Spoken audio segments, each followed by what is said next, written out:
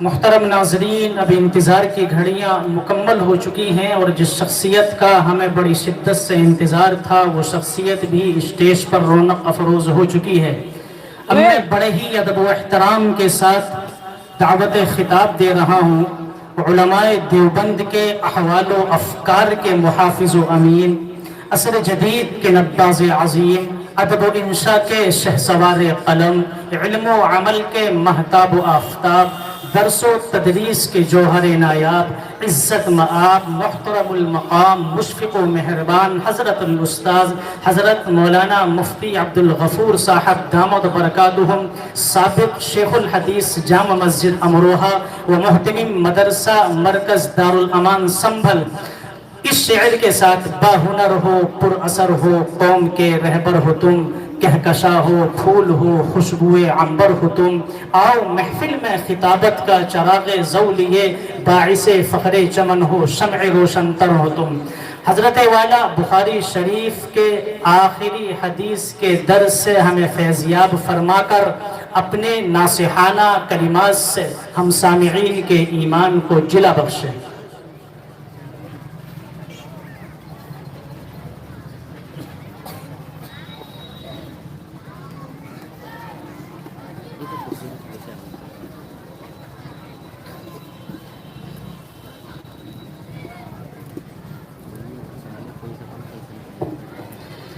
جو طالبات فارغ ہونے والی ہیں ان سے میری یہ درخواست ہے کہ وہ خاموشی سے اپنی کتاب کو کھول لیں اور سبق سماعت فرمائیں، اور جو دوسری خواتین ہیں ان سے بھی یہ گزارش ہے وہ کو خاموش رہیں اور خاموشی کے ساتھ سبق سماعت فرمائیں۔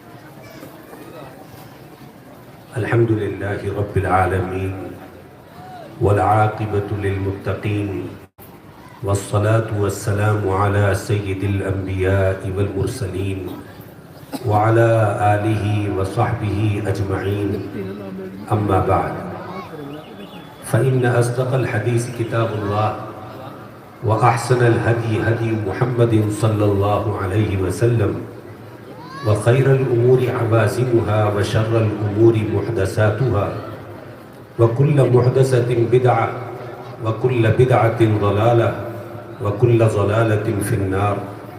وبالسند المتصل منا إلى الشيخ الإمام الهمام الحافظ الحجة أمير المؤمنين في الحديث أبي عبد الله محمد بن إسماعيل بن إبراهيم بن المغيرة بن بردزبة الجعفي اليماني البخاري رحمه الله تعالى. اللهم انفعنا بعلومه وعلومهم آمين يا رب العالمين. أنه قال: وبه قال حدثنا أحمد بن أشكاب قال حدثنا محمد بن فضيل عن عمارة بن القعقاع عن أبي زرعة عن أبي هريرة رضي الله تعالى عنه قال: قال النبي صلى الله عليه وسلم: كلمتان حبيبتان إلى الرحمن خفيفتان على اللسان ثقيلتان في الميزان سبحان الله وبحمده سبحان الله العظيم.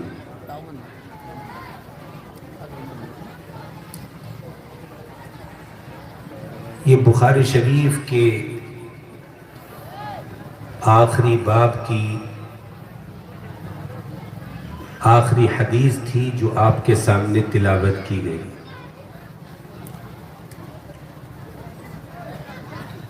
وقت بہت کم ہے، اس لیے کسی طویل اور لمبی گفتگو کا تو موقع نہیں ہے، پھر عام سامعین کا مجمع ہے، اس لیے بہت زیادہ فنی اور علمی باتیں کرنا بھی مقتضائے حال کے مطابق نہیں ہے، اس لیے وقت کی تنگی کو پیش نظر رکھتے ہوئے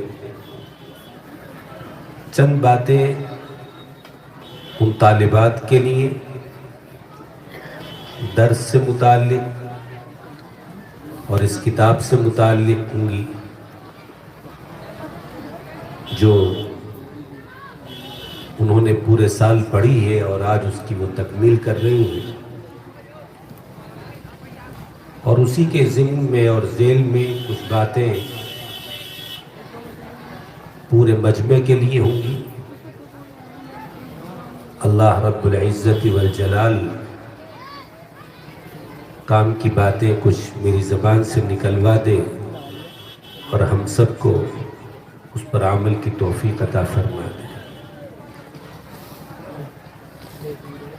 یہ کتاب جس کو بخاری شریف کہا جاتا ہے،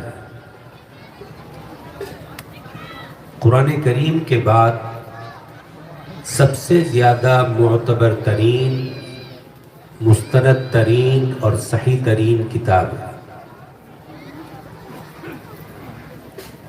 اس کو عربی میں اصح الکتب بعد کتاب اللہ کہا جاتا ہے، عرف عام میں اس کو صحیح بخاری، جامع بخاری کہہ دیا جاتا ہے، اردو میں ہم بخاری شریف کہہ لیتے ہیں، لیکن اس کتاب کے جو معتبر شارح ہیں حافظ ابن حجر عسقلانی علیہ الرحمہ، انہوں نے اپنی شرح کے مقدمے میں اس کتاب کا جو نام ذکر کیا ہے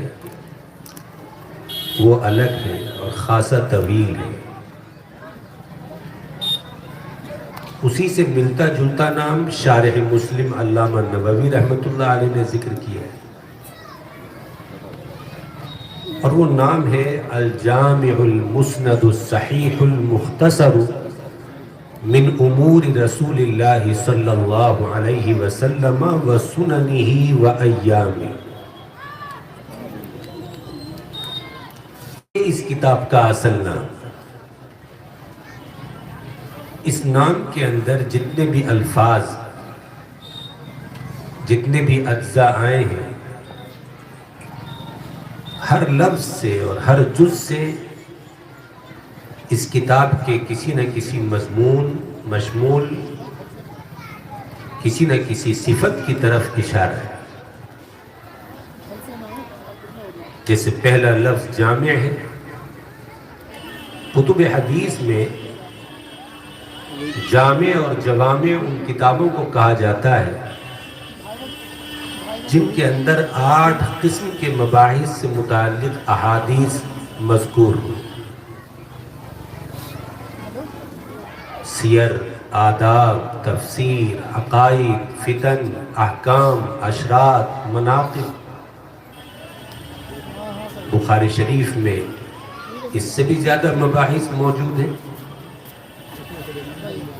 اس لیے یہ کتاب الجامع کہلانے کی بدرج اولا حقدار ہے، مستحق ہے۔ دوسرا لفظ المسند ہے، اصالتاً امام بخاری علیہ الرحمہ نے جو احادیث اس میں ذکر فرمائی ہیں وہ سب باسند ہیں، مرفوع ہیں، اس لیے اس کو مسند کہا گیا۔ پھر ہر حدیث کے اندر انہوں نے اپنی شرائط کے مطابق صحت کا اہتمام کیا ہے کہ جس حدیث کو اپنی شرطوں کے مطابق صحیح سمجھا وہ اس کتاب میں انہوں نے درج کی۔ اس کتاب کو لکھنے کا مقصد ہی ان کا یہ تھا کہ نبی پاک صلی اللہ تعالی علیہ وسلم کی صحیح احادیث کو یکجا کریں۔ چنانچہ حدیث کا جو بہت بڑا ذخیرہ ان کے ذہن میں محفوظ تھا، بعد شراح نے جس کی تعداد 6 لاکھ بتائی، اس میں سے انہوں نے صحیح حدیثوں کا انتخاب کیا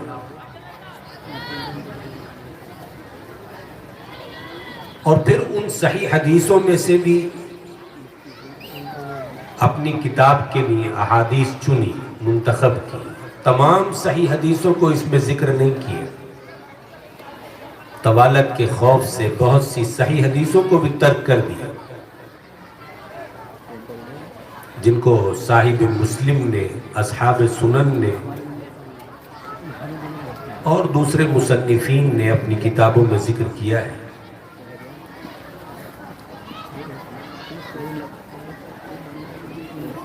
اس انتخاب کے بعد 7275 حدیثیں جو ان کی شرطوں کے مطابق بالکل صحیح درجے کی تھی، وہ اس کتاب کے اندر درج فرمائی۔ تو یہ کہا جا سکتا ہے کہ اس کتاب کی ہر حدیث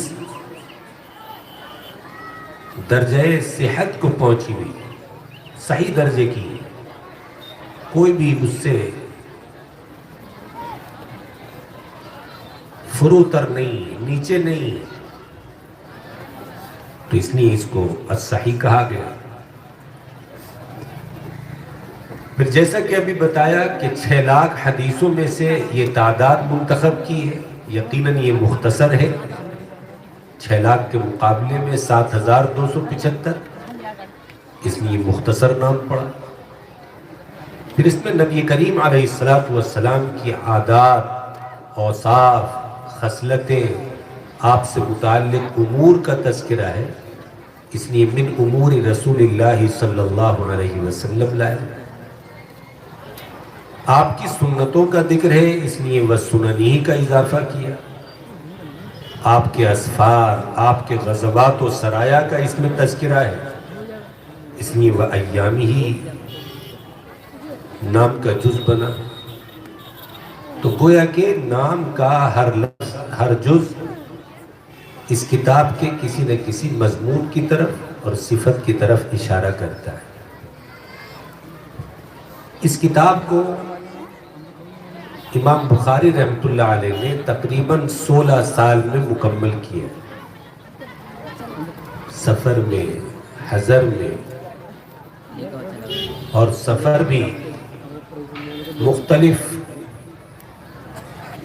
علاقوں کے، بلاد کے، کبھی کوفہ جا رہے ہیں، کبھی بصرہ جا رہے ہیں، کبھی بغداد جا رہے ہیں، کبھی حجاز جا رہے ہیں۔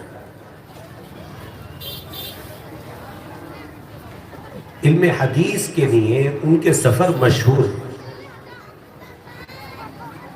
حالانکہ وہ بخارا کے رہنے والے تھے، لیکن بخارا سے اس زمانے میں جب سفر بڑی مشقت بھرے ہوتے تھے،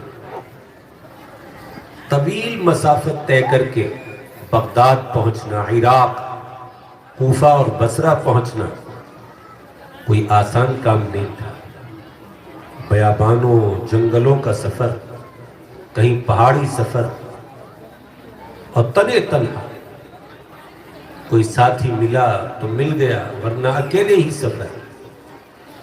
پھر اس سفر میں بھی مہینوں کا سفر، کبھی کھانا پاس میں ہے، کبھی ختم ہو گیا تو بھوک پیاس کے ساتھ، فاقے کے ساتھ، روزوں کے ساتھ، کبھی درخت کے پتے چبا لیے، 1-2 بادام، 1-2 کھجوریں کھا کے کام چلا لیا۔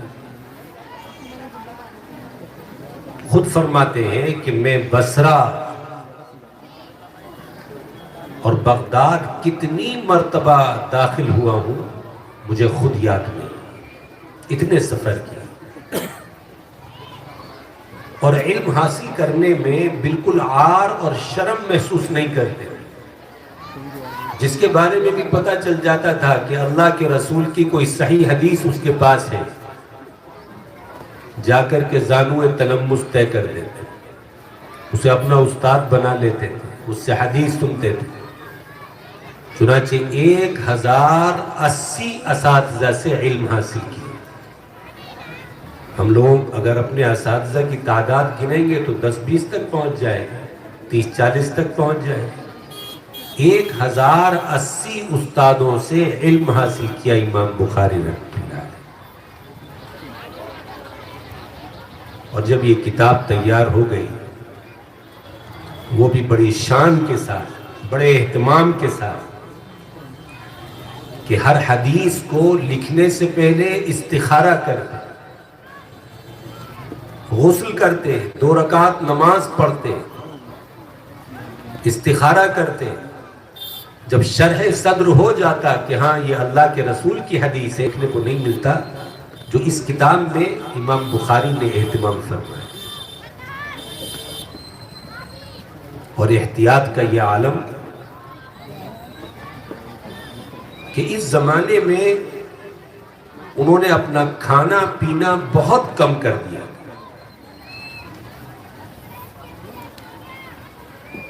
ایک مرتبہ بیمار ہوئے تو ان کا قارورہ طبیب کو دکھایا گیا۔ طبیب نے کہا کہ ایسا معلوم ہوتا ہے کہ یہ مریض سالن استعمال نہیں کرتا۔ شاگرد پیچھے پڑ گئے، کیا حضرت آپ سالن نہیں استعمال کرتے، سوکھی روٹی کھاتے؟ شروع میں تو بچنے کی کوشش کی، مگر جب زیادہ اصرار ہوا تو فرمایا کہ ہاں میں نے 40 سال سے سالن استعمال نہیں کیے۔ یہ احتیاط، تقوی، ہمیں تو اپنے آپ کو دیکھ کر کے ایسا لگتا ہے دن رات کھانے پینے کی ہی فکر میں لگے رہتے ہیں، جیسے دنیا میں کھانے پینے کے لیے ہی آئے ہو۔ 40 سال کا عرصہ بغیر لذتوں کے، بغیر کسی مزے کے، سوکھی روٹی کھا کر کے گزار دی۔ یہ مجاہدہ، یہ قربانی۔ اللہ ایسے لوگوں کی خدمتوں کو کیسے قبول نہ فرمائے، کیسے ان میں برکتیں نہ ہوں، کیسے انہیں مقبولیت نہ ملے۔ یوں ہی بخاری کا چرچا نہیں ہے سارے عالم میں، گلی گلی، کوچے کوچے، قریہ قریہ، آج اس کی تعلیم کے دروس کے سلسلے جاری ہیں۔ اور آج 1200 سال کے بعد بھی امام بخاری کا تذکرہ اس دیہات میں ہو رہا ہے، ان کا نام زندہ ہے، ان کی یہ خدمت زندہ ہے، صدقہ جاریہ بنی ہوئی ہے ان کے اسی اخلاص کی وجہ سے، اسی قربانی اور مجاہدوں کی وجہ سے۔ تیار ہو گئی کتاب تو اپنے اساتذہ کی خدمت میں پیش کی۔ تکبر نہیں تھا، گھمنڈ نہیں تھا ان کے اندر، میں اتنا بڑا محدث، کیا ضرورت ہے کسی کو دکھانے کی؟ نہیں، اپنے اساتذہ کی خدمت میں حاضر ہوئے کہ یہ چھوٹی سی خدمت میں نے کی ہے، آپ اسے دیکھ لیں کہ یہ صحیح ہے یا نہیں، کسی لائق ہو گئی ہے یا نہیں۔ چنانچہ امام احمد ابن حنبل، یحییٰ ابن معین، علی ابن المدینی، یہ اپنے زمانے کے بڑے بڑے محدث تھے جو حضرت امام بخاری کے اساتذہ میں سے۔ انہوں نے کتاب کو دیکھا، بہت تعریف کی، بہت دعائیں دی، پہلے سے بھی قائل تھے امام بخاری کی جلالت شان کے، اور زیادہ ان کے علمی وسعت کا، علمی رسوخ کا پتہ چلا، اور ان کے بارے میں بڑے عالی کلمات ارشاد فرمائے۔ بڑے بڑے محدث امام بخاری رحمۃ اللہ علیہ کے فخر کرتے تھے، شاگرد بن گئے۔ امام مسلم جیسا محدث آ کر کے یہ کہتا تھا کہ حضرت مجھے اجازت دیجئے میں آپ کے قدموں کو چھوں، قدم کا بوسہ لینے کی اجازت دے۔ امام احمد ابن حنبل فرماتے کہ خراسان میں ان جیسا آدمی پیدا ہی نہیں ہوا۔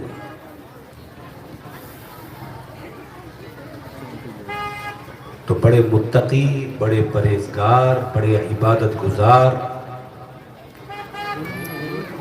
بڑے محتاط زندگی گزارنے والے،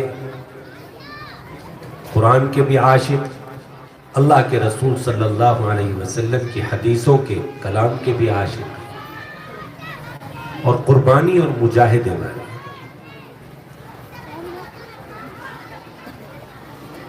اس کی تکمیل کی تھی انہوں نے حرم پاک میں بیٹھ کر، اور بالکل آخری شکل دی مسجد نبوی کے اس حصے میں جس کو ہم ریاض الجنہ کہتے ہیں، جنت کی کیاری، ایسے متبرک مقام پر بیٹھ کر کے اس کتاب کو مکمل فرمایا۔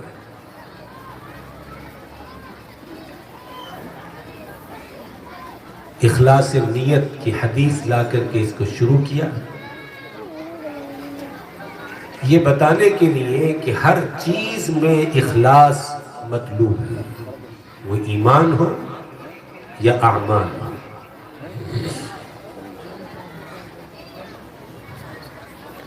ایمان کے مباحث سے پہلے اخلاص نیت کا ذکر کیا،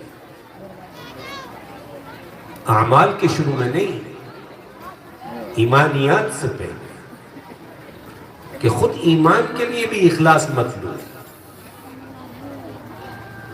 کہ آدمی ایمان لانے میں بھی مخلص ہو، وہ بھی صرف اللہ کی رضا کے لیے، اور اعمال میں بھی اخلاص مطلوب ہے، چھوٹا بڑا جو بھی عمل کرے اخلاص کے ساتھ کرے۔ سب سے پہلی حدیث اخلاص نیت کی لا کر کے انہوں نے پڑھنے والوں کو بھی، سننے والوں کو بھی، پڑھانے والوں کو بھی، سب کو یہ بتایا کہ ہم اپنے اندر اخلاص پیدا کریں۔ اگر انسان کے اندر اخلاص ہے، اس کی نیت خالص صرف اللہ کی رضا کے لیے اگر وہ عمل کرتا ہے، تو چھوٹا عمل بھی بہت بڑا بن جاتا ہے، چھوٹی چھوٹی نیکیاں بھی مغفرت کا ذریعہ بن جاتی ہیں، نجات کا ذریعہ بن جاتی ہیں، اخروی کامیابی کا ذریعہ بن جاتی ہیں۔ حدیثوں میں اس کی مثالیں، اس کے واقعے ذکر کیے گئے۔ نبی کریم علیہ السلام نے بتلایا کہ ایک شخص راستے سے گزر رہا تھا، اس نے راستے میں ایک کانٹوں دار ٹہنی شاخ پڑی ہوئی دیکھی، تو سوچا کہ اللہ کے کسی بندے کے پیر میں یہ کانٹا چبھ نہ جائے۔ ساری مخلوق اللہ کا کنبہ ہے، الخلق عیال اللہ، اس لیے مخلوق خداوندی کو ضرر سے، نقصان سے بچانے کے لیے اس پاکیزہ جذبے کے ساتھ اس نے اس شاخ کو اٹھایا اور اس ٹہنی کو اٹھا کر کے راستے سے ہٹا دیا۔ اللہ کو اس کا یہی عمل چھوٹا سا اتنا پسند آیا کہ اللہ نے اس چھوٹے سے عمل پر ہی اس کی مغفرت فرما دی۔ تو اخلاص کے ساتھ بندہ چھوٹا سا بھی عمل کرتا ہے تو کبھی کبھی وہی کام آ جاتا ہے۔ ایک مرد یا عورت جو پوری زندگی فحشکاری میں، بدکاری میں مبتلا، اور ایک بھوکے کتے کو، پیاسے کتے کو اس نے پانی پلا دیا، اللہ نے اسی پر مغفرت فرما دی۔ تو چھوٹا سا عمل اخلاص کے ساتھ کیا، بڑا بن گیا۔ حدیث میں آتا ہے کوئی بندہ اللہ کی راہ میں صدقہ کرتا ہے، صرف ایک معمولی سی کھجور کا صدقہ، مگر اخلاص کے ساتھ کرتا ہے، صرف اللہ کو راضی کرنے کے لیے، نہ دکھاوے کی نیت، نہ ریاکاری کی، نہ نام و نمود کی، نہ شہرت کی، کوئی نیت نہیں، صرف اللہ کے لیے، صرف اجر و ثواب کے لیے، آخرت کے لیے، تو اللہ اس کو ایسا قبول فرماتا ہے۔ حدیث میں آتا ہے کہ جس طرح جانور کے بچے کی پرورش ہوتی ہے، وہ چھوٹے سے بڑا ہوتا ہے، اللہ اس کے صدقے کو بڑھاتا جاتا ہے، اور کل قیامت کے دن وہ ایک کھجور اللہ تعالیٰ احد پہاڑ کے برابر بنا کر کے اس کو واپس کرے گا، جو 7 میل میں پھیلا ہے۔ صدقہ کی صرف ایک کھجور، مگر اس میں اخلاص ملا ہوا ہے، اخلاص شامل تھا، تو وہ احد پہاڑ کے برابر کر دی۔ اور جو اعمال اخلاص کے ساتھ نہیں ہوتے، آدمی خرچ کر رہا ہے اس لیے تاکہ لوگ مجھے سخی کہیں، میری تعریف کریں، اس لیے کثرت سے صدقہ خیرات کرتا ہے، مسجد میں کام کرا رہا ہے، مدرسے میں کام کرا رہا ہے، غریب بچوں کی شادیوں میں مدد کر رہا ہے، سامان دے رہا ہے، بہت سارے خیر کے کام کر رہا ہے، لیکن نیت گڑبڑ ہے، نیت میں فساد ہے، بگاڑ ہے، تو بڑے بڑے اعمال بھی اگر وہ کر لے سمندروں کے برابر، پہاڑوں کے برابر، تب بھی آخرت میں ان کا کوئی فائدہ اس کو حاصل نہیں ہوگا، کوئی اجر و ثواب اس کو نہیں ملے۔ حدیث پاک میں آتا ہے کہ قیامت کے دن اللہ تعالیٰ کے سامنے بندوں کے نام اعمال کھولے جائیں، تو اللہ فرشتوں سے فرمائے گا اس کا فلاں عمل قبول کر لو اور فلاں عمل پھینک دو، فلاں عمل لے لو اور فلاں چھوڑ دو۔ فرشتے عرض کریں گے یا اللہ، آپ جن اعمال کو پھینکنے کا حکم دے رہے ہیں وہ تو اس کے نیک اعمال معلوم ہو رہے، نماز ہے، روزہ ہے، صدقہ خیرات ہے، یہ تو اس کی نیکیاں ہیں۔ اللہ فرمائے گا کہ ہاں یہ نیک اعمال ہیں، لیکن تمہیں نہیں معلوم کہ اس بندے نے یہ نیک عمل میرے لیے نہیں کیا تھا، میری رضا اور خوشنودی کے لیے یہ عمل اس نے انجام نہیں دیا تھا، اور آج میں صرف وہی عمل قبول کروں گا جو بندوں نے میرے لیے کیا، اس لیے ان اعمال کی مجھے ضرورت نہیں ہے، یہ میرے ہاں قابل قبول نہیں۔ چنانچہ اس کے بہت سے اعمال اس کے منہ پر مار دیے، نام اعمال سے نکال دیے جائیں، پھینک دیے جائیں، ان کو شمار ہی نہیں کیا جائے، ساری محنت پر اس کی پانی پھر جائے، ساری عبادت رائے گاں بیکار ہو جائے، ضائع ہو جائے۔ اس لیے اللہ تعالیٰ جس عمل کی بھی توفیق دے، چھوٹا عمل ہو بڑا عمل ہو، ایک تو اسے دوڑ کر کے کرنا چاہیے، غنیمت سمجھنا چاہیے، اس موقع کو ہاتھ سے جانے نہیں دینا چاہیے، اس لیے کہ ہو سکتا ہے کہ ہم اسے چھوٹا عمل سمجھ رہے ہوں لیکن اللہ کی نگاہ میں وہ بڑا عمل ہو۔ ہر عمل کو کرنے کی کوشش کرنا چاہیے، اور دوسرے اخلاص کے ساتھ کرنا چاہیے، کوشش کرنا چاہیے کہ یہ لوگوں کی نگاہ میں نہ آئے، دکھاوا نہ ہو، ریاکاری نہ ہو۔ ریاکاری اور دکھاوے کے لیے اگر ہوگا تو بجائے اجر و ثواب کے اور گناہ اس پر اور وبال پڑے گا۔ حدیث میں آتا ہے من صلی یرائی فقد اشرک ومن صام یرائی فقد اشرک ومن تصدق یرائی فقد اشرک۔ جس نے دکھاوے کے لیے نماز پڑھی اس نے شرک کیا، جس نے دکھاوے کے لیے روزہ رکھا اس نے شرک کیا، جس نے دکھاوے کے لیے صدقہ اور خیرات کیا اس نے شرک کیا۔ تو نیک عمل کے ثواب کے بجائے اور شرک کا گناہ لازم آ جاتا ہے۔ اس لیے ہر عمل جو بھی نیک عمل ہو، اللہ کا پسندیدہ عمل ہو، اس کو کرنا چاہیے اور اخلاص کے ساتھ کرنا چاہیے۔ وہی ایمان اللہ کے ہاں قبول ہوگا جو اخلاص کے ساتھ ہو، اور وہی اعمال قبول ہوں گے جن میں اخلاص ہوگا۔ امام بخاری علیہ الرحمہ نے پہلی حدیث اخلاص نیت سے متعلق اسی لیے ذکر فرمائی تاکہ یہ اخلاص کی صفت ہمارے اندر پیدا ہو جائے۔ حضرات انبیاء، حضرات صحابہ، تابعین، تبع تابعین، اولیاء اللہ، جس طرح وہ اپنے اعمال کو اخلاص کے ساتھ کرتے ہیں، ہمیں بھی کوشش کرنی چاہیے کہ ہم اپنی نماز، روزہ، قربانی، صدقہ، خیرات، امداد، تعاون، ہر چیز کو اخلاص کے ساتھ کریں۔ اس کے بعد پھر انہوں نے ایمانیات کو بیان کیا اور پھر اعمال کا ذکر، عبادات کا ذکر، اور زندگی کے دوسرے مراحل اور شعبوں سے متعلق روایات ذکر کی، معاملات، معاشرت، اخلاق، صحابہ اکرام کے مناقب بھی ذکر فرمائے، فضائل ذکر کیے، اور آخر میں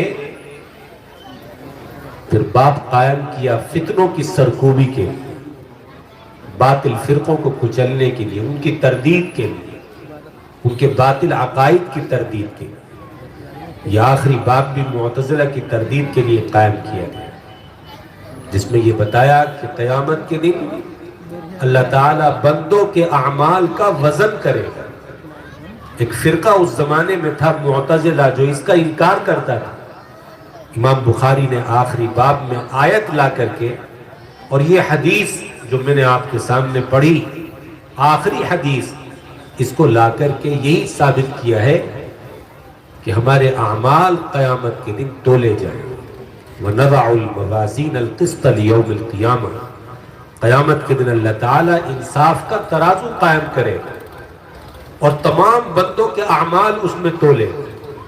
وَازِينُهُ فَهُوَ فِي عِيشَةٍ رَاضِيَةٍ، جس کی نیکیوں کا پلڑا بھاری ہو جائے گا وہ خوش عیش زندگی میں رہے گا، اس کو اچھی زندگی دی جائے گی، جنت اس کا ٹھکانہ بنے۔ وَمَنْ خَفَّتْ مَوَازِينُهُ، اور جس کا وزن ہلکا رہ جائے گا، نیکیوں کا وزن ہلکا رہ گیا، گناہوں کا وزن بھاری ہو گیا، فَأُمُّهُ هَاوِيَةٌ، اس کا ٹھکانہ جہنم، جہنم کی آگ۔ یہ عقیدہ ہے جو قرآن کریم ہمیں بتا ہے۔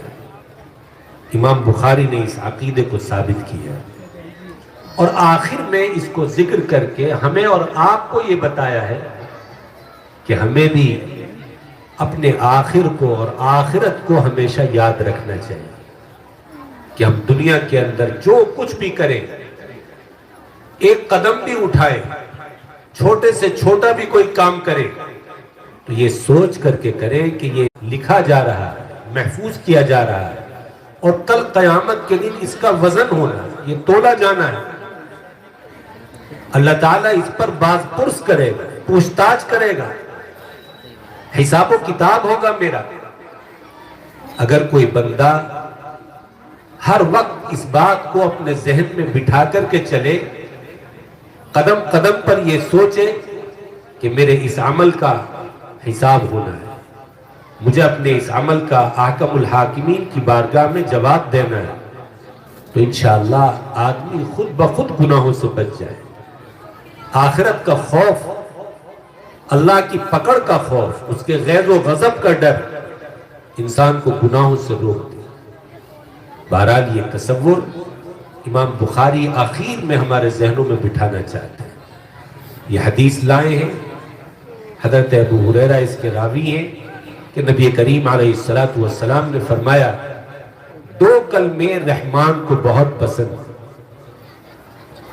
ذکر کے کلمے تو آقا علیہ السلام نے امت کو بہت سے سکھائیں، لیکن یہ فضائل جو اس ذکر کی آپ نے یہاں بیان کی ہے، یہ اور ذکر کے کلمات کے بارے میں بیان نہیں فرمائی۔ تین باتیں آپ آنے والے ذکر کے بارے میں فرما رہے ہیں، سب سے اہم بات حبیبتان، محبوب ہیں، یہ پسند ہیں اللہ۔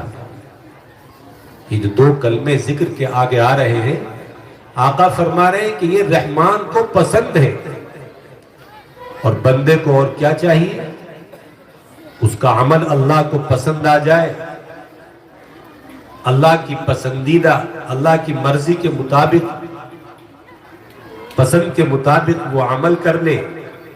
اس سے بڑھ کر کے اس کی اور کیا معراج ہو سکتی ہے؟ تو پہلے ہی بتا دیا کہ یہ رحمان کے پسندیدہ کلمے ہیں، اور زبان پر بہت ہلکے پھلکے۔ ہر شخص، بچہ، جوان، بوڑھا، مرد، عورت، ہر ایک ان کو آسانی سے ادا کر سکتا ہے، لیکن زبان ہی پر ہلکے ہیں، آخرت کی ترازو میں ہلکے نہیں ہیں۔ آخرت کی ترازو میں ان کا وزن، ان کا اجر و ثواب بہت زیادہ ہے۔ ثقیلتان فی المیزان، بہت بھاری ہیں یہ۔ بعض احادیث میں آتا ہے کہ آدمی سبحان اللہ کہتا ہے، آدھا پلڑا نیکیوں سے بھر جائے، الحمدللہ کہتا ہے تو آدھا باقی اور بڑھ جاتا ہے۔ اتنے وزنی، اتنا اجر و ثواب ہے ان کلمات کا۔ 100 مرتبہ اگر کوئی اس کا روزانہ ذکر کر لے، جنت اس کے لیے واجب کر دی جائے۔ کیا ہے وہ ذکر کے کلمات جو رحمان کو پسند ہیں، زبان پر ہلکے پھلکے ہیں، میزان عمل میں بھاری ہیں؟ فرمایا سبحان اللہ و بحمدہ سبحان اللہ العظیم۔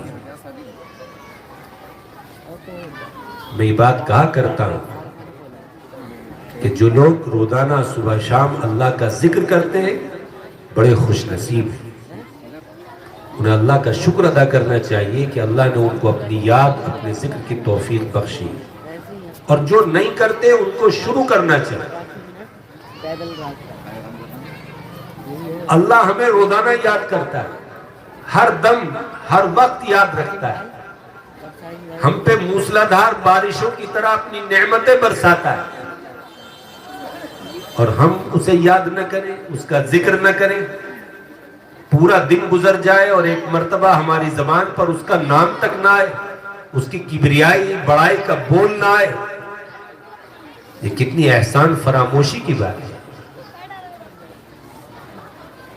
ناشکری کی بات ہے۔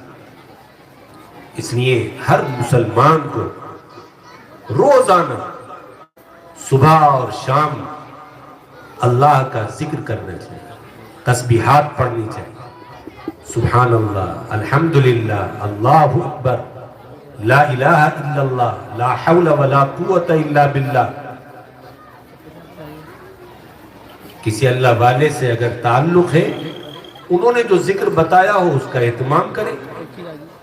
تعلق نہیں ہے تو سبحان اللہ، الحمدللہ، اللہ اکبر کا ذکر تو سبھی کر سکتے ہیں، تیسرے کلمے کا ذکر کر سکتے ہیں۔ اسی طرح یہ ذکر ہے، اس کو صبح شام کم سے کم ایک تسبیح پڑھ لیں، یا دن بھر میں ایک تسبیح پڑھ لیں۔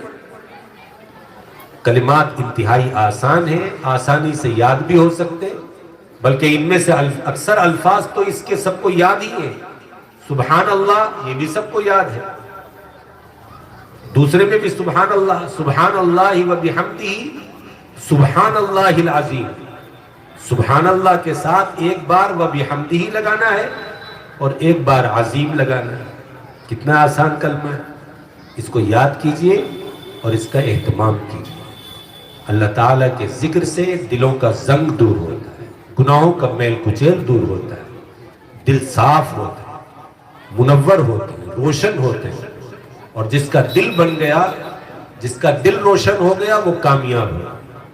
قرآن کریم میں اللہ تعالیٰ نے فرمایا قیامت کے دن وہی کامیاب ہوں گے جو صحت مند، صاف ستھرا دل لے کر کے آئیں گے، گندا دل نہیں، صاف ستھرا نورانی دل، روشن دل۔ الا من اتى اللہ بقلب سلیم۔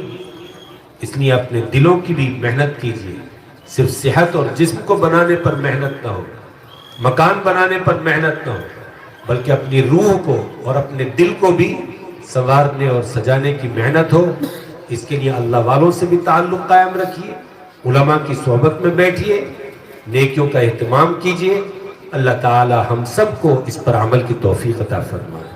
جو بچیاں آج فارغ ہوئی ہیں وہ بھی قابل مبارکباد ہیں، اور اس مدرسے کے جو ذمہ دار مفتی محمد شاہد صاحب منتظر ہوئے ہیں وہ بھی قابل مبارکباد ہیں، اور جو حضرات اس میں تعاون کرتے رہتے ہیں یا کرنے کا ارادہ رکھتے ہیں وہ بھی قابل مبارکباد ہیں۔